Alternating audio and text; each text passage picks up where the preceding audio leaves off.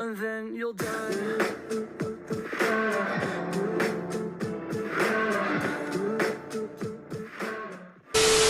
¿Cómo están? Bienvenidos a una aventura más. Hoy nos acompaña un potosino triunfador y uno de los comunicadores más frescos y dinámicos de la cadena de televisión ESPN. Él es egresado de la Facultad de Derecho de la Universidad Autónoma de San Luis Potosí.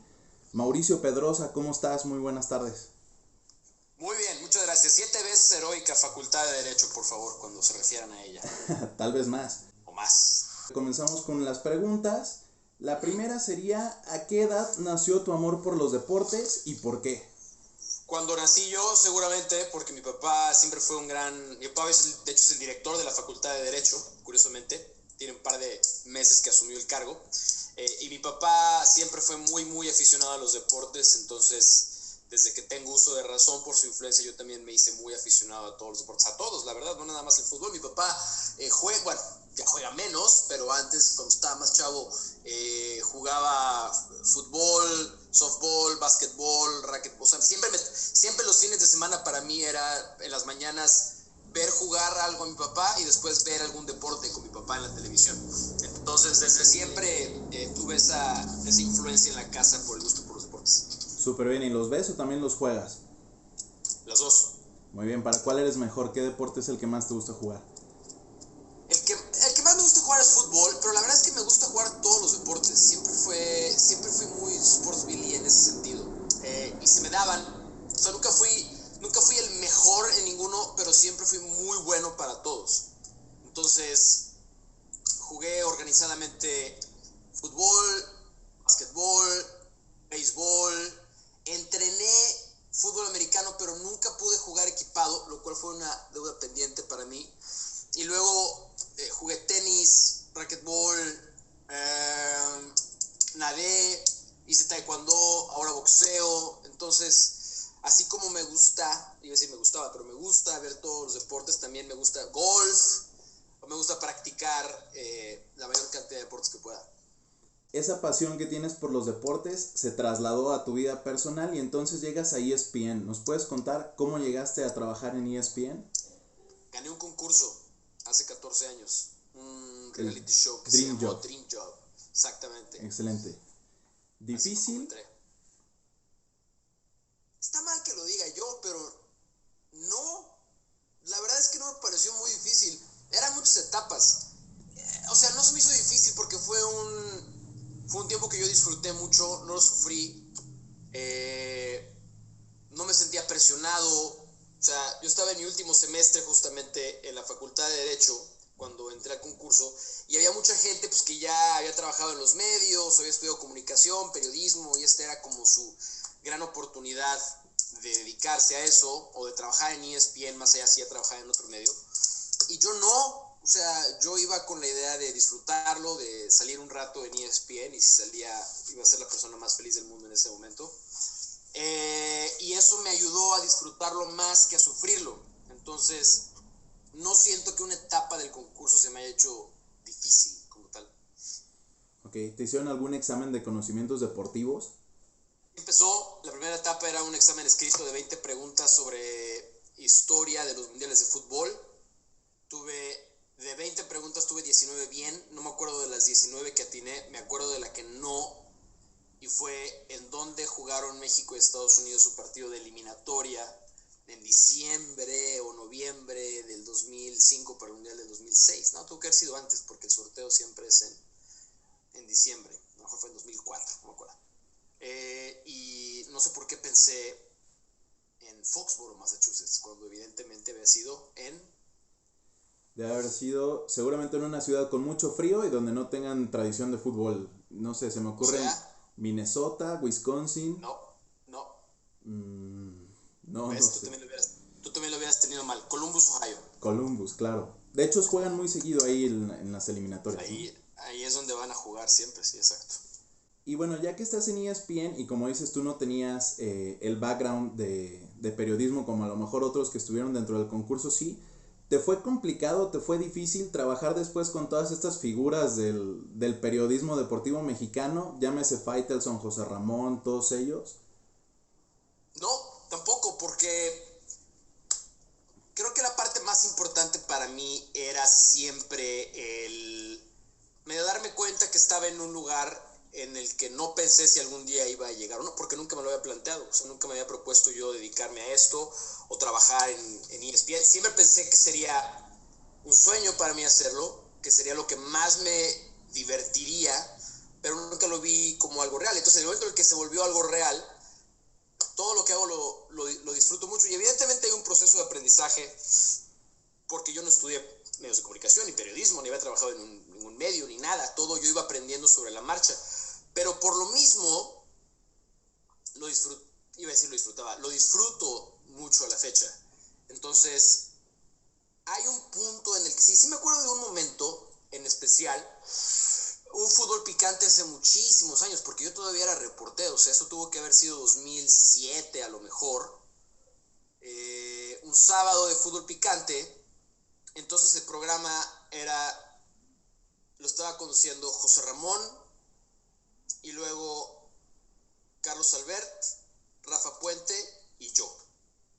Entonces hay un momento en el que estamos en el programa y me doy cuenta de decir, no, pues, o sea, qué padre, ¿no? Porque yo veía la televisión, veía programas deportivos en el que estaban José Ramón, Carlos Albert y Rafa Puente, y ahora estoy yo ahí. Entonces fueron como unos 5 segundos de una experiencia extracorporal que le llaman, los místicos, y estuvo padre ese momento. Me volvió a pasar después en los Olímpicos de Río, en la clausura y en la noche que cerramos el evento, o sea, porque yo he trabajado con David y con José Ramón muchas veces, y tengo una excelente relación con los dos, y los dos han sido grandes maestros conmigo. Yo la verdad es que les tengo un aprecio y un agradecimiento de por vida, porque son unos fenómenos además. Pero un día me tocó a mí, yo narré la natación en los Juegos Olímpicos, y entonces hacemos un resumen general de la natación y otras cosas, y yo de las cosas que más disfrutaba de ver en televisión eran los protagonistas durante mundiales y Juegos Olímpicos.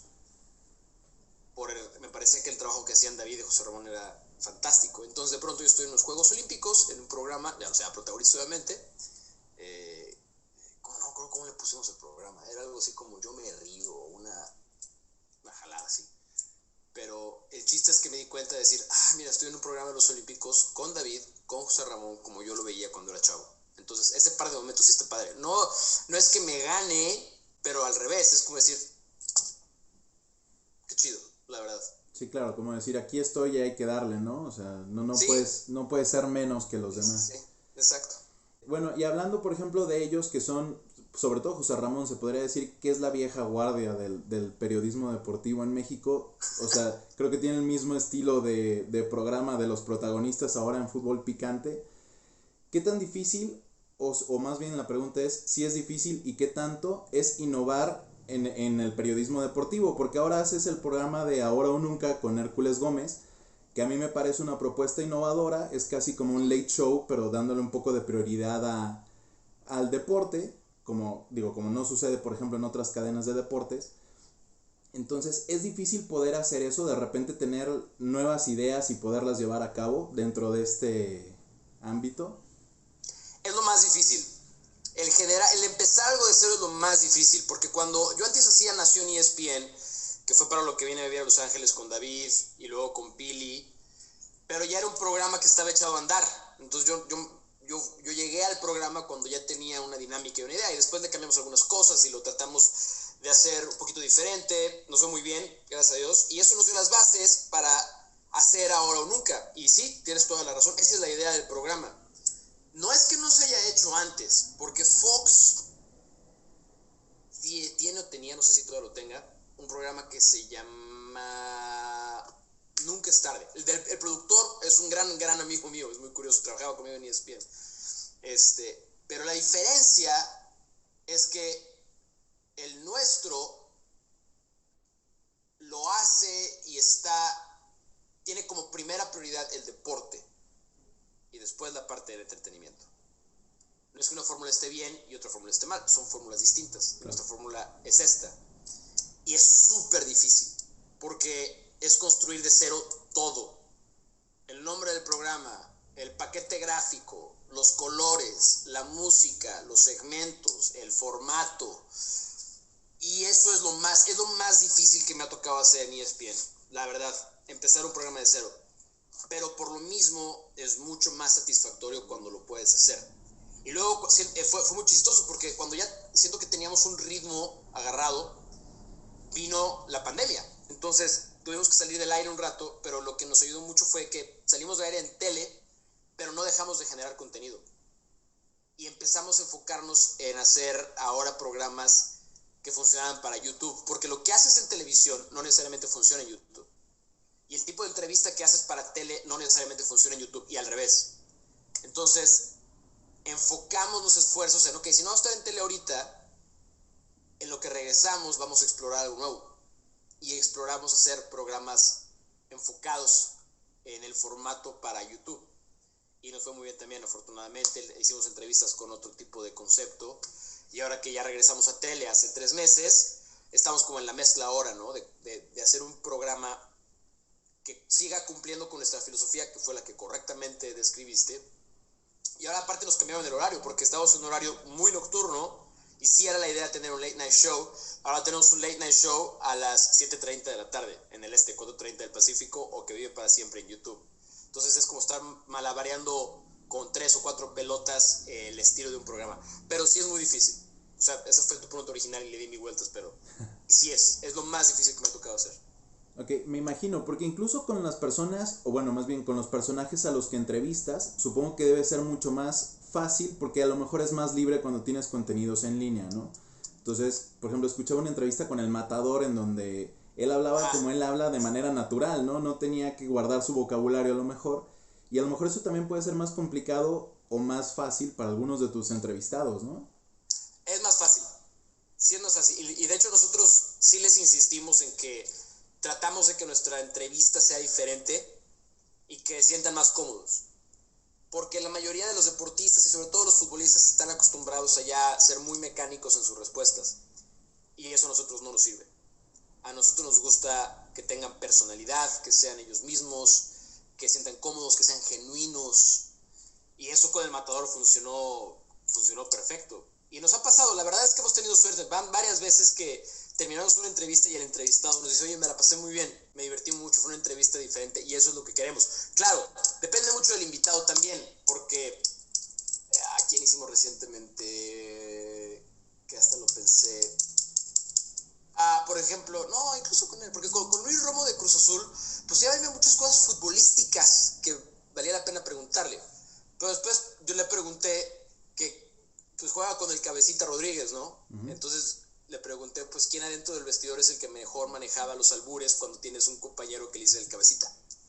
Sí, ¿no? Claro. Entonces, creo que en ningún otro programa de ESPN podríamos hacer esa pregunta y acá se permite. Entonces, mientras no nos digan que no, lo vamos a seguir haciendo. Excelente, y la verdad es que estaba muy divertido su programa, tengo que decírselos. Gracias. Y hablando de los entrevistados que tienen, de los invitados, ¿quién es el deportista a quien más has disfrutado entrevistar, el que te costó más trabajo o la figura más grande que has entrevistado? Son 3 preguntas diferentes las que me acabas de hacer. ¿Cuál quieres que te conteste primero? ¿Cuál fue la que más te dio satisfacción? ¿Cuál fue el entrevistado que más te gustó entrevistar? Kobe Bryant, porque sí fue un atleta al que yo admiré muchísimo de niño joven. Tampoco voy a decir que soy muy joven para decir que yo era niño cuando Kobe andaba en su mejor momento, pero estaba mucho más chavo. Y yo lo admiraba mucho a Kobe Bryant. Y una vez, antes de vivir en Los Ángeles, vine por una cosa de trabajo a Los Ángeles y diseñé todo mi calendario en función de poder ir a ver a los Lakers para ver a Kobe Bryant jugar.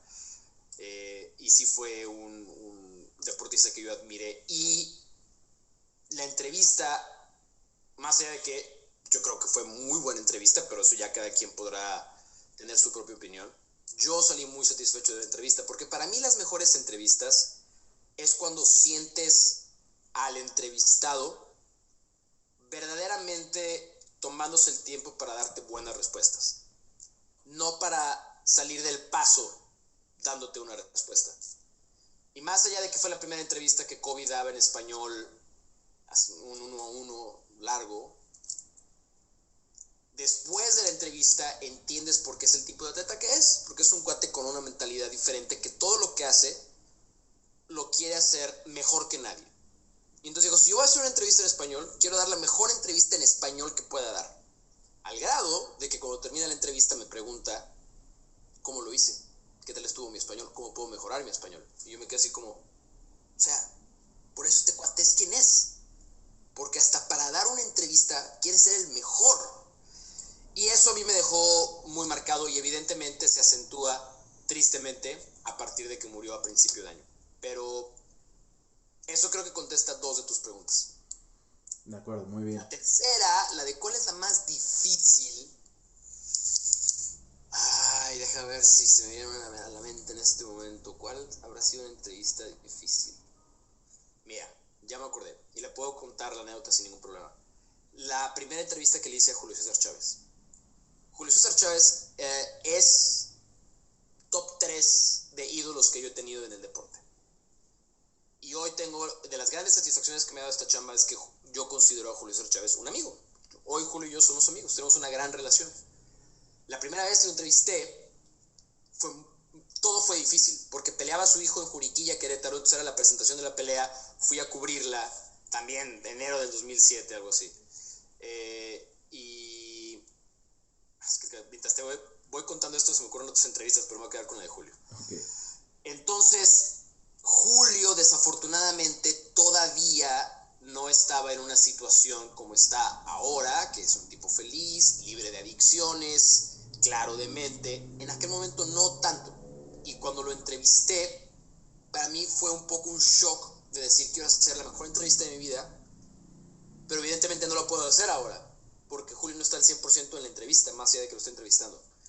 Y eso para alguien que empieza como yo te da unas inseguridades terribles, porque no sabes si eres tú el que no está haciendo bien el trabajo, o por más de que estés haciendo bien tu trabajo, no vas a llegar muy lejos a la entrevista. Pero fue una buena lección. Y después a Julio lo entrevistamos la semana pasada porque va a pelear contra el Travieso Arce en una exhibición el 25 de septiembre. Superboletos para que compren ahí sus boletos y la descarguen, el streaming. Hoy Julio, cada vez que hablo con él, es una de las grandes satisfacciones que me deja este trabajo. ¿Cuál es la anécdota más divertida que te ha ocurrido? Híjole, el otro día pensé que porque me hicieron esa misma pregunta y di una respuesta con la que no me quedé contento porque ya otra vez se me fue cuál es la anécdota. A ver, una anécdota divertida, chistosa, tengo muchas, pero o sea, de la que más me acuerdo en este momento es, me he quedado encerrado en un elevador muy pocas veces en mi vida, pero una me pasó en los Juegos Olímpicos en Río y yo era el único que quería hacer bromas, pero a nadie más de los estados encerrados le parecían mis bromas, entonces fue un ambiente pésimo. También me quedé medio encerrado un poquito de tiempo con María Sharapova en un elevador aquí en Staples Center. Pero por ejemplo, el haber jugado un clásico, yo jugué un América Chivas. Yo simpatizo mucho, no voy a decir que lo voy al América, pero simpatizo mucho con el América, así lo voy a dejar, no voy a dar más explicaciones. Y me invitaron a jugar un clásico, porque venían a jugar un clásico América y Chivas, los dos equipos a Los Ángeles, pero hicieron un clásico de leyendas. Entonces yo no sé si les faltaban jugadores o no, y el organizador me dijo, oye, ¿quieres jugar? Yo sí, en la cancha del LAFC. Y entonces llegué al vestidor y eran varias celebridades, y estaba Germán Villa, Vicente Sánchez, ¿quién era el otro ex americanista? Isaac Terrazas, en Chivas estaba Héctor Reynoso, Ramón Ramírez, el Pulpo Zúñiga. Entonces había varios pros y jugar un clásico, luego había público, estaba no lleno el estadio, pero había mucha gente. Entonces jugar un clásico para alguien que creció en el fútbol y creció entendiendo lo que es el clásico fue fuera de este mundo, fue increíble. ¿Cuál es la mayor satisfacción que te ha dado trabajar en ESPN? Ser amigo de Julio César Chávez. ¿Qué? Y después hacer todo lo que quería hacer de niño, ¿no? Ir a un Super Bowl, ir a una serie mundial, ir a narrar unos Juegos Olímpicos, ir a mundiales de fútbol, que me paguen por ir a ver deportes y por hablar de deportes. No hay otra satisfacción más grande que te pueda dar este deporte. Que todos los sueños que tienes de niño los puedes hacer gracias a tu trabajo. El estar en esos eventos y además que te paguen por estar ahí, pues bueno, debe ser una locura, ¿no? Al principio, ya después a lo mejor te acostumbras, aunque el mismo evento te vuelva a dar 1000 locuras más para poder platicar y sentir, ¿no? Tú en alguna entrevista mencionaste que dedicarte a los deportes en algún momento de tu vida fue un sueño guajiro y al final lo conseguiste. Hay algunos deportistas que dicen que si no eres capaz de soñarlo, jamás vas a ser capaz de lograrlo. ¿Tú qué consejo le das a los chavos que quieren tener carreras diferentes, como ser deportistas profesionales, comentaristas deportivos, para que lo puedan lograr? ¿O cuál crees tú que sea la clave para poder lograr cumplir con ese sueño? Lo más importante es preguntarte si efectivamente es lo que más quieres con todo tu corazón. O sea, si estás dispuesto a hacer sacrificios para llegar a donde se supone que quieres llegar. Porque yo soy de los que, sí, efectivamente, no puedes tener no puedes alcanzar un éxito si no lo visualizas primero. Pero en el proceso de visualización tienes que estar convencido de que esa es tu meta y ese es tu verdadero anhelo. Porque si no, entonces cuando vengan las primeras complicaciones en el camino, pues a lo mejor te arrepientes y perdiste tiempo. A lo mejor dices, no, sabes que esto no es lo mío, estoy fuera, no quiero. Y si la respuesta es no, sí, este es mi sueño, eso es lo que me quiero dedicar, que estés convencido que vas a tener que dejar muchas cosas para lograrlo. Entonces te tienes que preguntar si estás dispuesto a hacer los sacrificios para hacerlo. ¿Cuánto realmente lo quieres? Y si después de volver a hacerte esa pregunta dices, sí es esto, entonces no te detengas. Porque va a haber, lo más difícil en este trabajo, para mí son dos cosas. El querer tirar la toalla es muy normal, porque hay muchas decepciones en el camino, y ser consistente. ¿Y a qué me refiero con ser consistente? Ser consistente, ¿verdad? Yo conozco a mucha gente, y a lo mejor es tu caso, dice, no, es que los medios y la comunicación, ok, perfecto. ¿Cómo llego a ESPN? Pues, para empezar, yo soy la persona equivocada para preguntarle porque yo llegué por un concurso. 2, la única manera es ser consistente. Y ser consistente es, si vas a tener un canal de YouTube, tienes que generar contenido que la gente sepa cada cuánto va a tener tu contenido. Si quieres un podcast, está perfecto. Ya después nos podemos meter si el podcast está bueno o está malo. Pero si lo vas a hacer cada semana, el lunes a las 8 de la mañana yo tengo que ser capaz de descargarlo. Si no tienes esas dos cosas, no vas a llegar. Si las tienes, entonces en el largo plazo te va a acabar yendo bien. ¿Qué significa que te va a ir bien? No lo sé, nadie lo puede saber. Pero si eres capaz de lidiar con los obstáculos y eres consistente, nadie te va a parar. Excelente, Mauricio, pues te agradezco muchísimo el tiempo, agradezco mucho que hayas aceptado la entrevista, espero que te vaya muy bien en tus futuros proyectos. Yo sé que este año, pues bueno, los eventos deportivos están un poco complicados como para poder cubrir, pero seguramente el año que entra en las Olimpiadas te veremos cubriendo desde Tokio, entonces nos va a dar mucho gusto y pues bueno, una vez más te agradezco muchísimo tu tiempo y que hayas contestado las preguntas. De verdad, muchas gracias. Si las tiene ESPN estaremos, si no, pues quién sabe. Gracias a ti, perdón por el par de veces que tuve que mover la entrevista. Mucha suerte y saludos hasta Tierra Santa, San Luis Potosí. Muchas gracias, Mauricio.